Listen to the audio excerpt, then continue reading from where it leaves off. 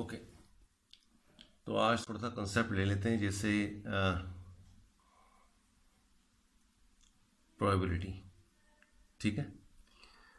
जो सर्कल है, सर्कल को मैं वीडियोस नेक्स्ट कल अपलोड करेंगे।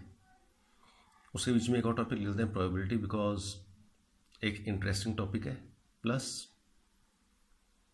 इसमें मैथ्स कम लॉजिक ज़्यादा है। अगर क्वेश्चन समझ में आता है तो सॉल्व जल्दी हो जाएगा। इसमें बहुत ज़्यादा कोई ट्रिक्स है नहीं।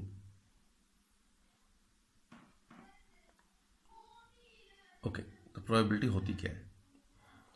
Probability the measurement of uncertainty. इसका मीनिंग, लेटेस्ट से मैं कह रहा हूं कि आज बारिश होगी या नहीं होगी, तो बारिश होने की प्रोबेबिलिटी क्या है? 1/2। फिर बारिश होगी या नहीं होगी, ये दो आउटकम्स हैं, और हम कह रहे हैं कि आज बारिश होगी, तो ये एक आउटकम हो गया। दैट मीन्स हमारे लिए फेवरेबल आउटकम जो हमने पूछा है। तो बारिश होने की प्रोबेबिलिटी क्या है? 50%, 1/2। और बारिश ना होने की प्रोबेबिलिटी कितनी है? 1/2। तो 50%, 50%। ठीक है। इससे रिलेटेड कुछ टर्म्स देख लेते हैं यहाँ पे। Random experiment under homogeneous conditions में नॉट गिव सेम रिजल्ट। आपने कोई एक्सपेरिमेंट किया और कंडीशन आपने एक जैसी रखी, तो वो सेम रिजल्ट नहीं देगा आपको बार बार। जैसे एक्सपेरिमेंट क्या हुआ, जो भी मैंने एक्सपेरिमेंट किया, लेटर से मैंने कॉइन को उछाला, तो कॉइन को उछालना क्या है? एक्सपेरिमेंट है। मैंने एक डाइस को थ्रो किया, तो डाइस को थ्रो करना क्या है? एक्सपेरिमेंट है। मैंने अपने कार्ड्स में से 3 कार्ड्स निकाल लिए, तो ये क्या है? एक्सपेरिमेंट है। तो ये तो होता है एक्सपेरिमेंट। तो अगर मैंने एक डाइस को थ्रो किया, तो उसका आउटकम क्या आ सकता है? डाइस के ऊपर या तो 1 आएगा, या 2 आएगा, या 3 आएगा, या 4 आएगा, या 5 आएगा, या 6 आएगा। ठीक है। अगर मैं हर बार डाइस को थ्रो करूंगा, तो ये जरूरी नहीं है कि हर बार 1 ही आएगा। तो आउटकम्स डिफर करते जाएंगे। एक्सपेरिमेंट आप सेम ही कर रहे हो। सिमिलरली, अगर मैंने किसी कॉइन को टॉस किया, इसका मीनिंग ये हुआ कि या तो हेड आएगा या टेल आएगा। मैं ये नहीं कह सकता कि पहली बार हेड आया और दूसरी बार भी हेड ही आएगा। ठीक है। तो जो भी आप एक्सपेरिमेंट कर रहे हो, उसको तो हम बोलते हैं ट्रायल, बुक्स में बोलते हैं ट्रायल। और जो भी उसका आउटकम आता है, वो आता है इवेंट।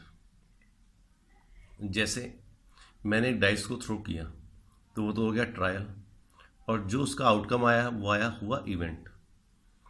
तो अगर मैं डाइस को थ्रो कर रहा हूँ, तो उसमें जितने भी पॉसिबल आउटकम्स हैं, वो उतने इवेंट्स हो गए। तो डाइस को थ्रो करके टोटल पॉसिबल आउटकम्स कितने आएंगे? या तो 1 आएगा, या 2 आएगा, या 3 आएगा, या 4 आएगा, या 5 आएगा, या 6 आएगा। तो 6 आउटकम्स हो गए।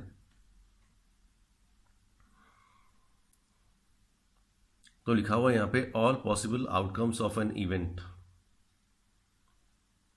एग्जॉस्टिव केसेस क्या बनेंगे? All possible outcomes of the event. जैसे मैंने डाइस को थ्रो किया, तो उसके ऑल पॉसिबल आउटकम्स कितने हुए? 6। ठीक है। पर हमने बोला कि हमें ये होना चाहिए कि हमने एक डाइस को थ्रो किया, और आप बताओ कि उसमें ऊपर 2 आने की प्रोबेबिलिटी कितनी है। तो हमारे पास, हमने डाइस को थ्रो किया, तो टोटल पॉसिबल आउटकम कितने हैं? 6। उसमें 2 आने की प्रोबेबिलिटी कितनी है ऊपर? 2 तो एक ही बार है ना डाइस में। तो वो प्रोबेबिलिटी, वो तो हमारे पास एक आउटकम वो पूछ रहा है जो कि हमारे लिए फेवरेबल है, कि हमारे उधर 2 आना चाहिए। तो टोटल आउटकम्स हैं 6, फेवरेबल आउटकम है 1, तो इसकी प्रोबेबिलिटी हो जाएगी 1/6। ठीक है। ओके। अगर हमने 2 डाइस साइमल्टेनियसली थ्रो किए, मतलब 2 डाइस एक साथ थ्रो किए, तो टोटल पॉसिबल आउटकम्स कितने आएंगे? जो पहला डाइस है उसमें 6 में से कोई भी आ सकता है। ठीक है, 6। जो दूसरा हुआ उसमें से भी 6 आ सकता है। तो टोटल पॉसिबल आउटकम्स कितने होंगे? 6 × 6, तो ये होगा 36। ठीक है, 36 का मतलब 36 कॉम्बिनेशन। जैसे पहले डाइस में आया 6, दूसरे में आ गया 1, तो 6 1 6 2 6 3 6 4 6 5 6 6। सिमिलरली पहले में आया 5, दूसरे में आ गया 1, 5 1 5 2 5 3 5 4 5 5 5 6।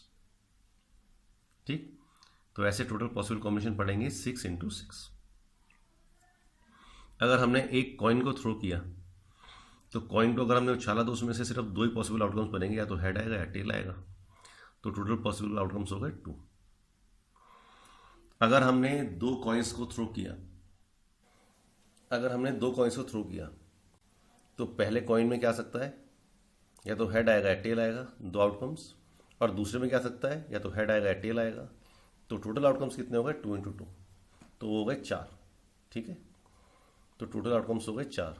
क्या क्या हो सकता है, एक में हेड आ जाए, दूसरे में भी हेड आ जाए, एक में हेड आ जाए, दूसरे में टेल आ जाए, एक में टेल आए, दूसरे में हेड आए, और एक में टेल आए, दूसरे में भी टेल आए। ठीक है, फेवरेबल केसेस कौन से होते हैं, जो हमें रिक्वायर्ड है। जैसे मैंने अभी आपसे बोला कि हमने एक डाइस को फेंका, तो हमें ये देखना है कि ऊपर 2 कितनी बार 2 आने की प्रोबेबिलिटी कितनी है, तो वो फेवरेबल है, तो 1 केस हो गया। या मैं आपसे पूछूं कि अगर हमने डाइस को थ्रो किया और ऊपर एक इवन नंबर आने की प्रोबेबिलिटी कितनी है, तो इवन आने की प्रोबेबिलिटी का मतलब ये है कि टोटल पॉसिबल आउटकम तो हो गए 6। इवन का मतलब या तो ऊपर नंबर 2 आ जाए, या 4 आ जाए, या 6 आ जाए। तो ये 3 ऐसे केसेस होंगे। ठीक है, तो वो हो गए फेवरेबल केसेस। फिर टर्मिनोलॉजी में एक और चीज़ यूज़ होती है, टर्म उसे बोलते हैं सैम्पल स्पेस। तो सैम्पल स्पेस क्या होता है, set containing all possible outcomes. जैसे हमने बोला कि अगर हमने एक कॉइन को थ्रो किया, तो कॉइन को थ्रो करके तो हमारे 2 ही आउटकम आएंगे, या तो हेड आएगा या टेल आएगा।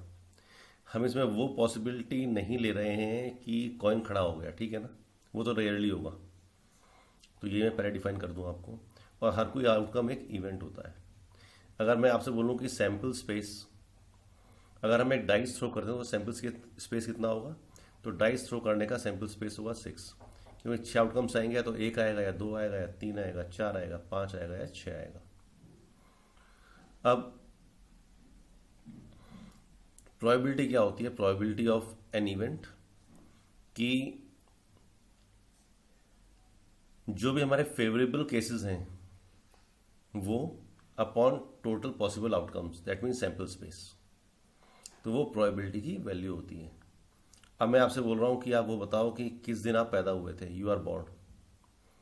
डे का मतलब लेटर से आप संडे को हुए थे, या मंडे को हुए थे, या ट्यूसडे को हुए थे, या वेडनेसडे को हुए थे, या थर्सडे को हुए थे, या फ्राइडे को हुए थे, या सैटरडे को हुए थे। तो इस केस में क्या होगा, टोटल सैम्पल स्पेस क्या होगा, Sunday, Monday, Tuesday, Wednesday, Thursday, Friday, Saturday, तो हो जाएगा 7। और मैं कह रहा हूँ कि मैं मंडे को हुआ था, I was born on Monday, तो एक ही आया ना पॉसिबल, हमारा जो फेवरेबल आउटकम है 1, तो वो प्रोबेबिलिटी होगी 1/7। ठीक है, तो केसेस को ऐसे डील करें। तभी मैं आपसे बोल रहा हूँ कि प्रोबेबिलिटी लॉजिकल है रादर की वो मैथमेटिकल है। क्वेश्चन समझ में ठीक से आया तो हो जाएगा, अगर नहीं समझ में आया तो आप कंफ्यूज हो जाओगे। पर हाँ, क्वेश्चन को 2 बार रीड करोगे तो डेफिनेटली समझ में आएगा, डिपेंडिंग अपॉन योर एबिलिटी।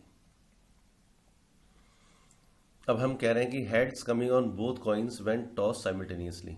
हमने 2 कॉइन्स को थ्रो किया, तो हमने कहा कि टोटल सैंपल स्पेस कितना बनेगा, तो टोटल सैंपल स्पेस तो बनेगा कि जो पहला कॉइन है उससे कितने आउटकम्स आएंगे 2, दूसरे से भी कितने आएंगे 2, तो टोटल आउटकम्स कितने हो गए 2 × 2, दैट इज इक्वल टू 4। ये 2 + 2 नहीं होगा, पहले से भी 2 आएगा, दूसरे से भी 2 आएगा, टोटल वेज हो गए m × n वेज। * होता है बीच में, प्लस नहीं होता है। प्लस तो और वाले केस में लगता है, प्लस लगता है और वाले केस में, और मल्टीप्लाई लगता है एंड वाले केस में। ठीक है, इसको भी और एलेबोरेट करेंगे। तो टोटल सैंपल स्पेस बन गया 4 पॉसिबल आउटकम आएंगे, पर हम कह रहे हैं कि दोनों कॉइन्स के ऊपर हेड आना चाहिए। तो पॉसिबिलिटीज कितनी होंगी, दोनों में तो हेड एक ही बार आएगा। ठीक है भाई, head head, head tail, tail head, और टेल टेल। तो दोनों में हेड आने की प्रोबेबिलिटी तो एक ही है ना, एक ही फेवरेबल आउटकम है। तो इसका आंसर आ जाएगा, इस क्वेश्चन का आंसर आ गया, इसकी प्रोबेबिलिटी कितनी आ गई 1/4। अब हम देख रहे हैं कि इस केस में तो प्रोबेबिलिटी आ गई 1/4। इससे पहले वाले केस में प्रोबेबिलिटी कितनी आ गई थी, 1/7। तो ये जो प्रोबेबिलिटी की वैल्यू होगी ये 0 और 1 के बीच में लाई करेगी। ठीक है, तो ये चीज़ हमें और ध्यान रखनी है कि प्रोबेबिलिटी जो होती है उसकी वैल्यू 0 और 1 के बीच में लाई करती है, इससे ज़्यादा नहीं आ सकती है। अगर कहीं पे ज़्यादा हो रही है इसका मतलब आप कहीं पे प्रॉब्लम कर रहे हैं। तो अब क्वेश्चन शुरू करते हैं अपनी लॉजिकल एबिलिटी के ऊपर। ठीक है, तो पहला यदि क्वेश्चन देख लिया कि 2 coins are toss simultaneously, find probability of at most 1 head, और सेकंड है एटमोस्ट 2 हेड्स। तो पहले केस में बोला है कि 2 कॉइन अगर हमने टॉस की साइमल्टेनियसली तो टोटल कितने आउटकम्स निकले। अभी बताया था कि पहला कॉइन टॉस करेंगे तो फेवरेबल आउटकम हो गए, उसमें कुछ भी आ सकता है, हेड या टेल। दूसरा हुआ तो उसमें कुछ भी आ सकता है, हेड या टेल। तो 2 × 2 तो 4 तो पॉसिबल आउटकम्स हो गए। ठीक है, अब इसमें से अच्छा आउटकम्स का मतलब ये हुआ कि ये आ गया हेड हेड लिख रहा हूँ, बार बार नहीं लिखूंगा, हेड टेल। ये आ गया टेल हेड, ये आ गया टेल टेल। ठीक, अब हमारा क्या केस है पहला वाला कि हम प्रोबेबिलिटी निकालें कि एटमोस्ट 1 हेड आए, मतलब या तो हेड आए ना, या आए तो एटमोस्ट 1 हेड आए, दोनों हेड ना आए। तो मतलब हम उसकी बात कर रहे हैं ऊपर। हमारे फेवर में क्या होगा, या तो हेड आए ना, या आए तो बस एक ही हेड आए एटमोस्ट। तो या तो हेड आए ना तो हम टेल टेल की बात कर रहे हैं, या एक ही हेड आएगा मतलब या तो टेल हेड आ जाए या हेड टेल आ जाए, दोनों हेड ना आए। तो हमारे पास 3 फेवरेबल पॉसिबल आउटकम्स आ गए, तो ये ऊपर आ जाएगा। तो ये प्रोबेबिलिटी हो गई total favourable outcomes upon total outcomes, तो ये तो हो गया 3/4। तो ये तो आंसर आ गया पहले केस का। ठीक है, अब सेकंड केस देख लेते हैं। एट मोस्ट 2 हेड्स, मतलब ज़्यादा से ज़्यादा 2 हेड आ जाएं। इसका मतलब या तो कोई भी हेड ना आए, या एक हेड आ जाए, या एट मोस्ट 2 हेड्स आ जाएं। तो वो तो हम यहाँ पे देख रहे हैं कि टोटल, अब टोटल केसेस कितने हुए, टोटल तो 4 केसेस हो गए ना। और उनमें से हम देख रहे हैं कि या तो कोई हेड ना आए, या एक हेड आ जाए, या दोनों हेड आ जाए, एट मोस्ट 2 हेड्स। तो चारों केसेस हो गए हमारे लिए फेवरेबल। तो ऊपर आ गया 4, तो ये तो आ गया 1। तो इसका आंसर आ गया 1, और इसका आंसर आ गया 3/4, 3/4। ठीक, अब करते हैं नेक्स्ट क्वेश्चन। तो नेक्स्ट क्वेश्चन ये दे रखा है, हमें बताया हुआ है कि एक लीप ईयर होती है जिसमें कि 366 डेज होते हैं। अब हमसे पूछा है कि व्हाट इज द चांस या what is the probability that it has 53 Sundays. तो हमसे कहा है कि आप बताओ एक लीप ईयर में 53 संडेज होने की प्रोबेबिलिटी कितनी है। तो फिर स्टार्ट हो गए। हमने देखा कि 366 डेज हैं, तो टोटल हफ्ते कितने बन जाएंगे, टोटल 7 डेज के कितने वीक्स बनेंगे। तो हमने 366 को डिवाइड कर लिया 7 से, तो डिवीजन तो आता है आपको 7 × 5 = 33, 7 × 5 = 35, 7 × 2 = 14। तो 52 तो कंप्लीट डेज बनेंगे। फिर क्या होगा, 52 डेज के बाद हमारे पास 2 दिन और आएंगे। ठीक है, अब इनमें हमारे पास एक संडे तो आएगा ही आएगा। अब हमें 52 का मतलब है 52 संडेज भी आएंगे, 52 मंडे भी आएंगे। अब हम चाह रहे हैं 53 संडे आ जाएं। 53 संडे कैसे आ सकते हैं कि जो लास्ट के 2 दिन हैं उनमें से हमारे पास संडे की हम बात कर रहे हैं। तो जो लास्ट के 2 दिन हैं या तो वो आ जाएगा संडे मंडे, या आ जाएगा मंडे ट्यूसडे, या आ जाएगा ट्यूसडे वेडनेसडे, या आ जाएगा वेडनेसडे थर्सडे, या आ जाएगा थर्सडे फ्राइडे, या आ जाएगा फ्राइडे सैटरडे। ठीक है, और ये आ जाएगा सैटरडे संडे। तो 1 2 3 4 5 6 7, तो ये तो टोटल पॉसिबल केसेस हैं जो बनते हैं लास्ट के 2 डेज में एक और संडे आने का। तो ये तो आ गया अपॉन में टोटल पॉसिबल आउटकम्स। अब हमारे काम का कौन सा है, हमें तो इसमें से एक संडे चाहिए। तो एक संडे कहाँ पे आ रहा है, जो यहाँ पे हमने सैटरडे संडे कैलकुलेट किया इसमें एक संडे आ रहा है, और एक जो संडे मंडे है इसमें एक संडे आ रहा है। तो हमारे लिए अगर चाहे ये आ जाए चाहे ये आ जाए, 2 केसेस हो गए हमारे लिए फेवरेबल, तो हमारा काम बन जाएगा। तो ये आंसर आ गया 2/7। तो पहले का आंसर तो आ गया 53 संडेज वाले का आंसर 2/7। ठीक है, अब हम बात करते हैं सेकंड वाले की। What is the chance that year selected is not a leap year. अगर जो हमने ईयर सेलेक्ट करी है वो लीप ईयर नहीं है, तो उसमें कितने दिन होंगे, उसमें 365 डेज होंगे। अगर 365 डेज होंगे तो इसका मतलब 364 दिन तो 52 संडे हो गए। अब लास्ट वाला दिन बच गया, अब जो लास्ट वाला दिन बच गया वो क्या हो सकता है, तो संडे होगा, या मंडे होगा, या ट्यूसडे होगा, या वेडनेसडे होगा, या थर्सडे होगा, या फ्राइडे होगा, या सैटरडे होगा। तो 1 2 3 4 5 6 7, तो 7 तो नीचे आ गया। ठीक है, टोटल पॉसिबल आउटकम्स। अब हमारा केस हमारे लिए क्या है कि हमारे लिए एटलीस्ट 53 संडेज चाहिए। तो इसका मतलब हमारे लिए सिर्फ एक ही काम करेगा कि एक संडेज में से आ जाए, तो ये हमारे लिए फेवरेबल आउटकम है। तो 1/7 ये आ गया। ठीक है, तो सेकंड का आंसर आ गया 1/7। फर्स्ट का आंसर आ गया 2/7। कंसेप्ट समझते जाएं, मैं तभी कह रहा हूँ ये ज़्यादा चीज़ें लॉजिकल हैं। राइट, चलिए अब एक क्वेश्चन और देखते हैं। From a pack of 52 cards, 52 card हैं, हमने 3 कार्ड ड्रॉ कर लिए। What is the probability that it has, पहला केस है ऑल 3 एसेस। तो केस ऐसा है कि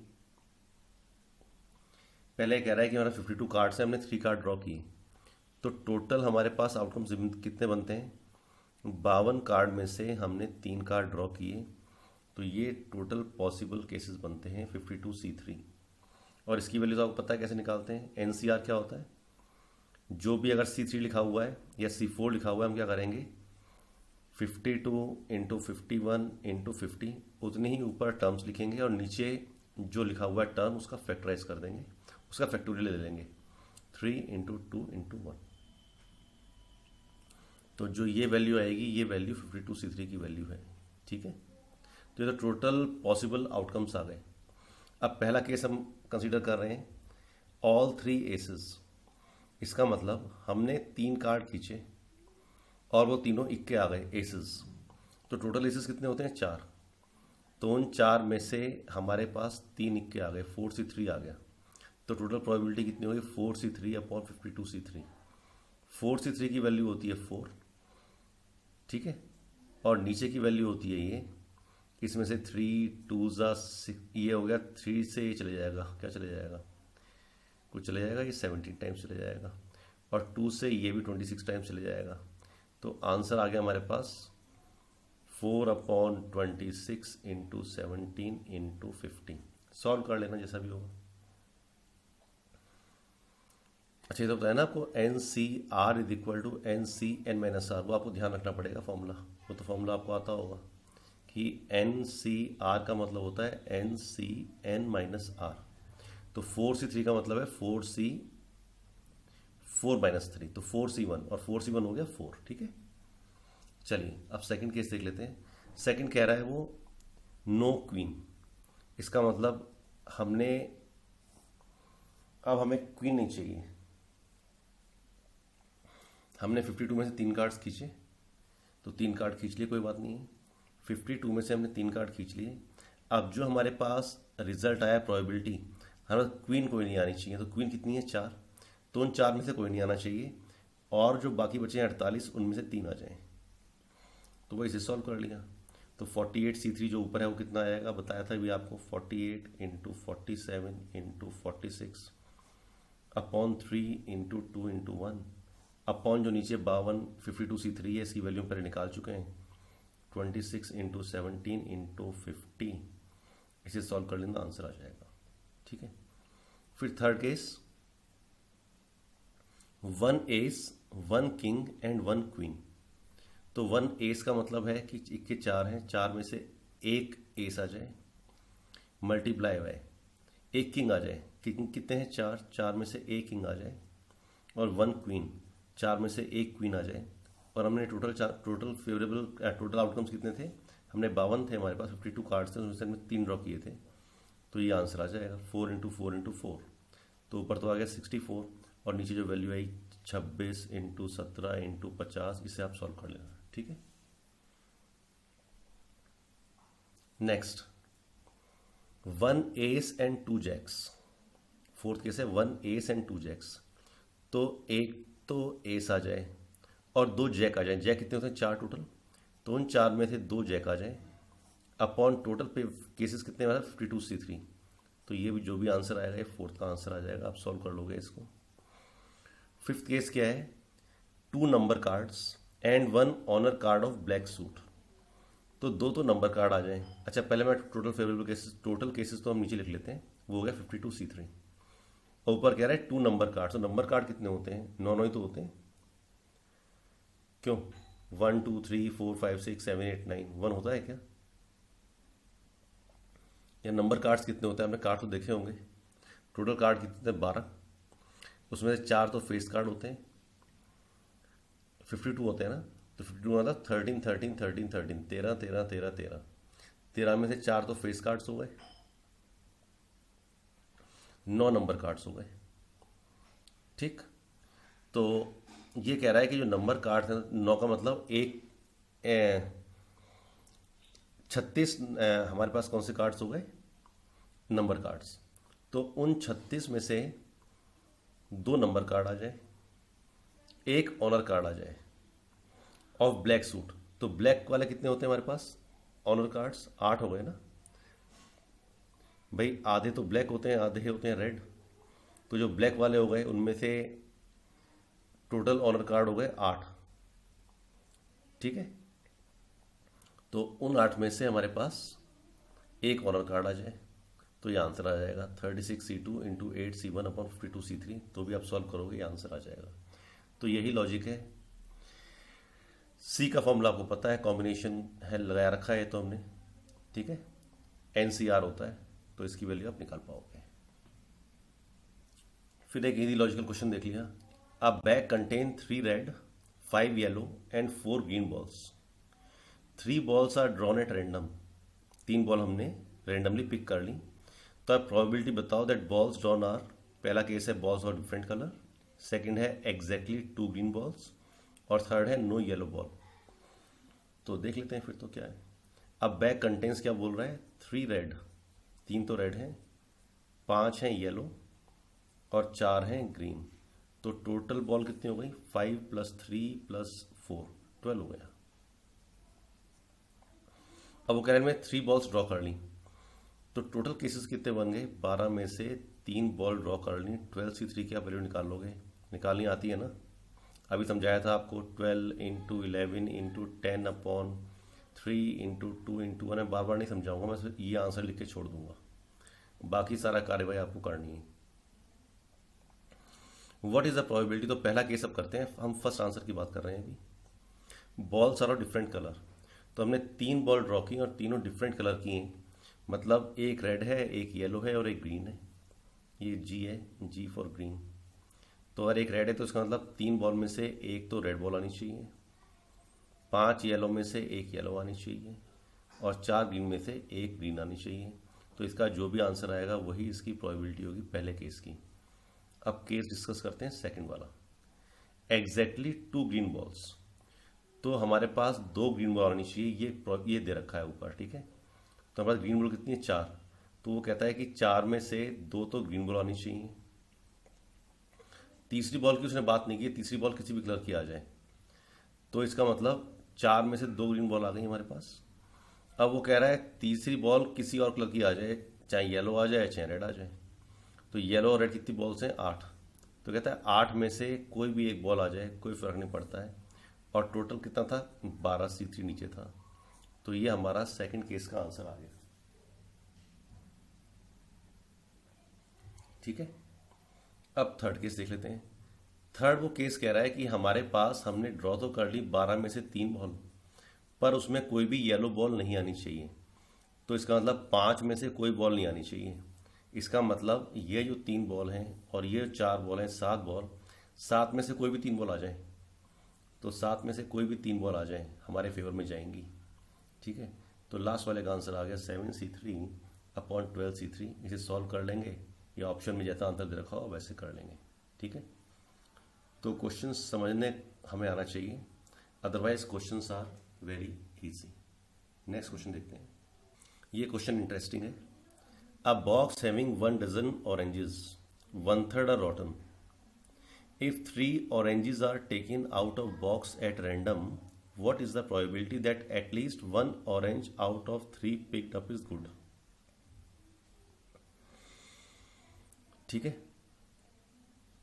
तो ये कह रहा है कि हमने एक बॉक्स है, इसमें कि 12 ऑरेंज हैं, 1 डजन है और 1/3 रॉटन है। तो 12 ऑरेंज का मतलब ये है कि 1/3 रॉटन का मतलब क्या हो गया? 1/3 ऑफ 12 सड़े हुए हैं।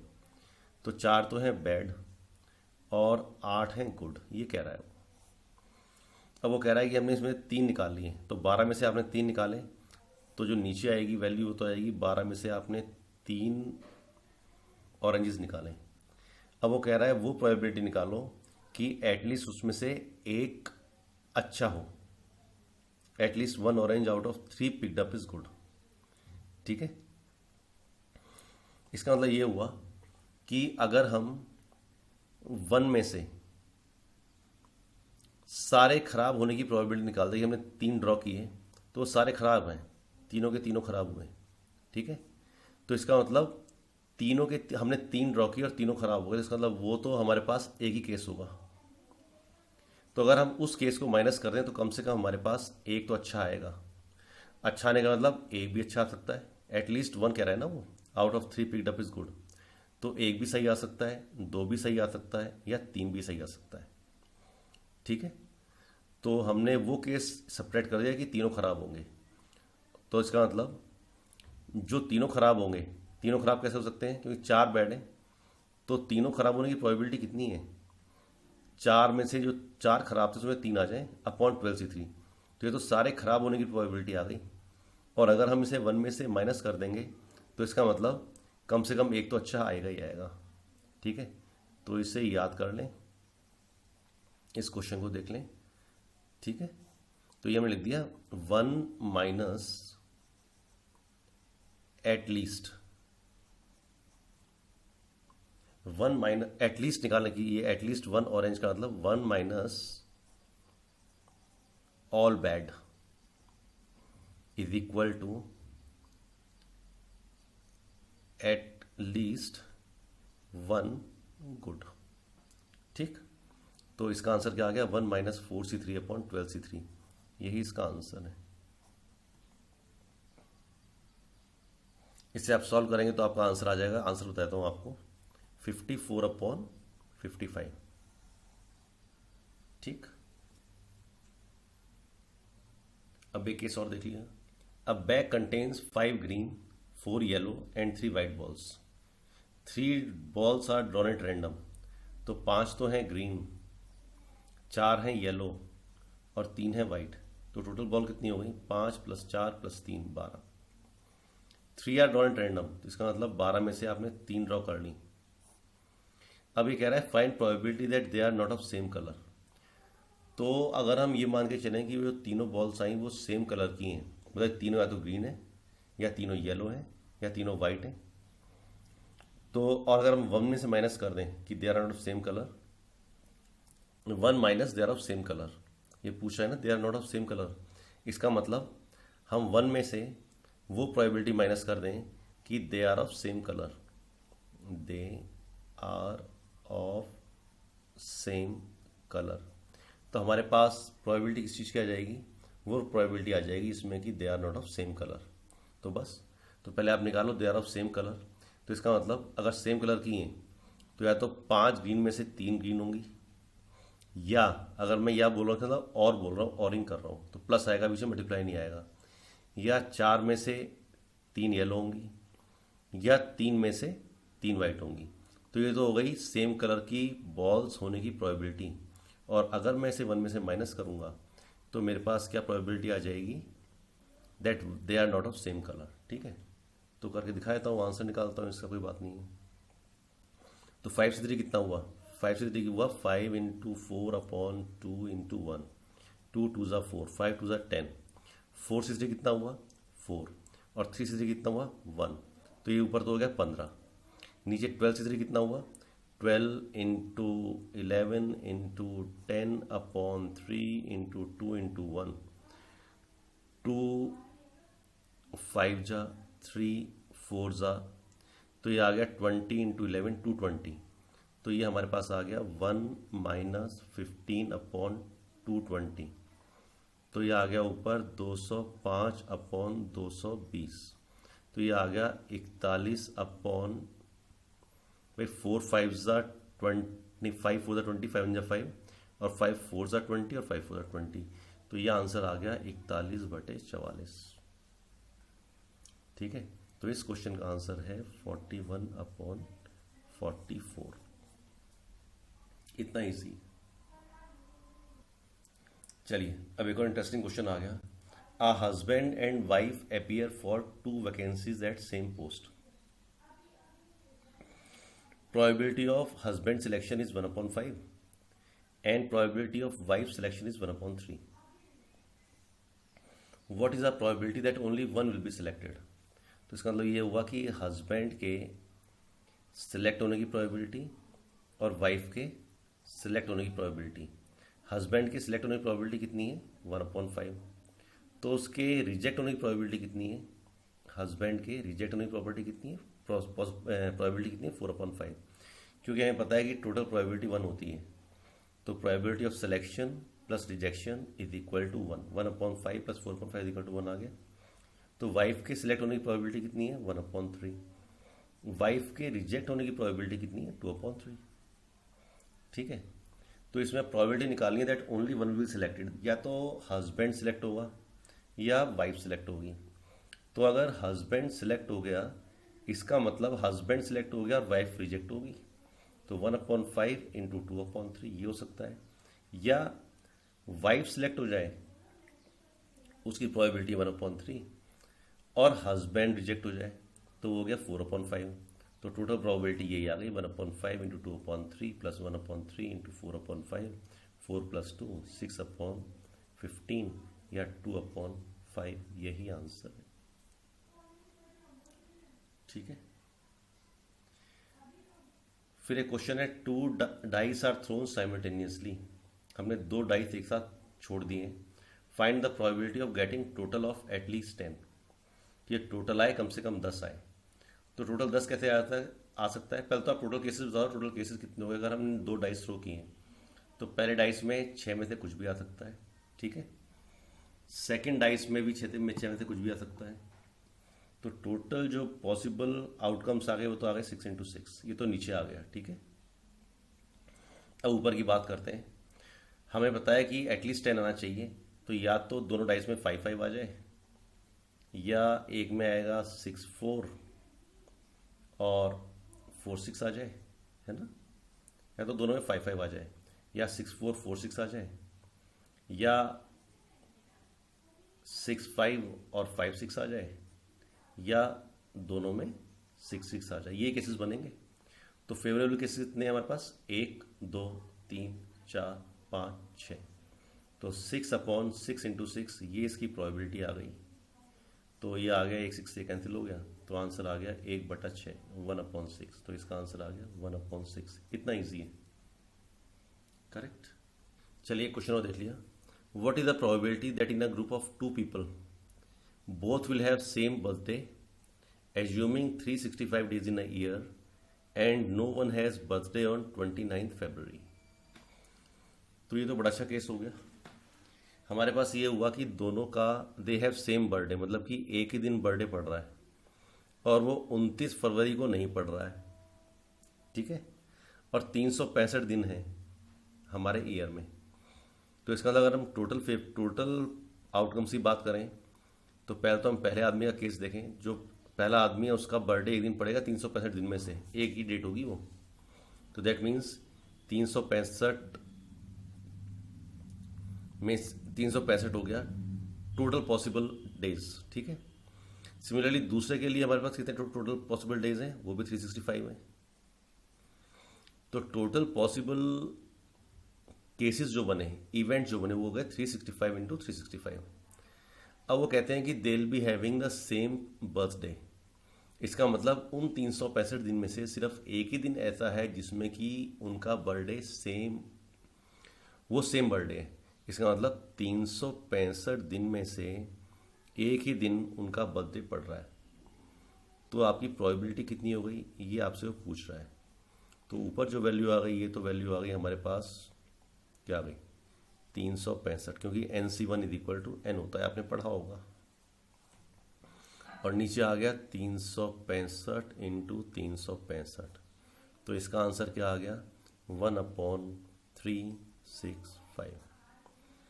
तो प्रोबेबिलिटी इतनी ईजी चीज़ है, आप इसे टफ ना लें, कूल दिमाग से काम करें एंड डेफिनेटली आपके आंसर्स आएंगे। प्रॉब्लम तब होती है जब हम अपने दिमाग में ही बहुत सारे डाउट्स पाल लेते हैं। ठीक है, तो इसका मैं आपको एक वीडियो और दूंगा। If you like the video just share and subscribe and best of luck and ये गाइस, थैंक यू।